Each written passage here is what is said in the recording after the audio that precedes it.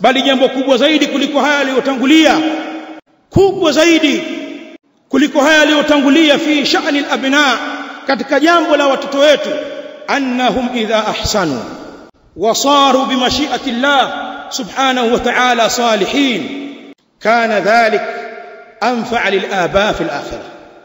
Watoto hao ukiwalea vizuri wakawa ni watu wema wenye kusimamia dini ya Allah, yani salihun, jambo hili litakufaa wewe kwa Allah subhanahu wa ta'ala huko akhira, lima rawahu Imam Muslim rahimahullahu ta'ala min hadith Abi Hurairah radiyallahu ta'ala anhu qala qala an-nabiy sallallahu alayhi wa alihi wa sallam idha mata al-insan inqata'a 'amaluhu illa min thalathatin sadaqatin jariyatin aw 'ilmin yuntafa'u bihi aw waladin salihin yad'u lahu.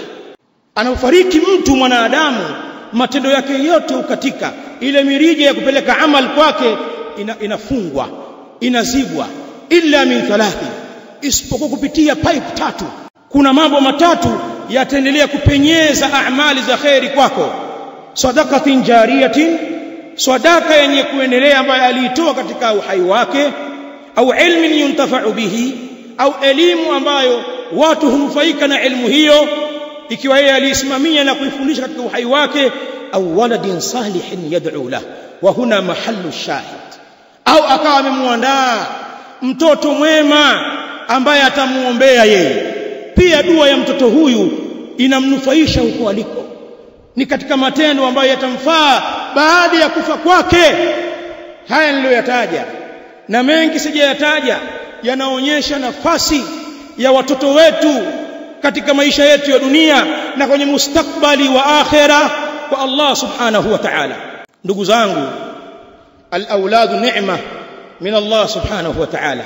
Watoto hawa ni neema kubwa kutoka kwa Allah subhanahu wa ta'ala. Sana tutakiwa tufanye juhudi ya kuihifadhi neema hii kwa wale ambao wamepewa neema hii, na katu wasiidogoshe na kuifanyia mzaha. Allah ametupa watoto, akatupendelea, hawa akawapa wa kiume, wale akawapa wa kike, wengine wakachanganyiwa wa kiume na wa kike. Watoto kwa wingi tu na wanakuja tu kwa usahali tu, tunao tumewajaza majumbani. Hii ni neema kubwa min Allah subhanahu wa ta'ala. Ukitaka kujua neema hii ukubwa wake, uwakose watoto, wakose watoto. Pana watu wamewakosa watoto wao na walikuwa nao, alikuwa nao, pengine wamefariki kabla yake, akawazika wote, akabaki peke yake au yeye na mkeo. Wamefikia kupata kama uenda wazimu hivi, mtu anapata kama ukichaa kwa hali aliyokuwa, namna alivyokuwa na huzuni. Bali wengine wapata maradhi hakuwa nayo, pata pressure na pata kisukari kwa sababu kawakosa watoto wake. Na wengine hawalali, akilala usiku apata maruweruwe, ashtuka, piga makelele, asema nawaona wanangu wakicheza wakienda huku nikiwatuma. Hana wale watoto. Mtu anatamani kufa kwa sababu amewakosa wale wapenzi wake. Hawa ni wale walikuwa nao wakawakosa. Sikwambii wale ambao ni wagumba matasa, hawazai, hawajajali watoto. Ya Allah, hali wanaoishi nao ya huzuni na kujiona kwamba si watu katika jamii, bali pia hubezwa. Kila matusi mabaya wanapewa wao, utadhani wao wana uwezo binafsi wa kuzaa au kuzalisha. Yote haya tunayashuhudia.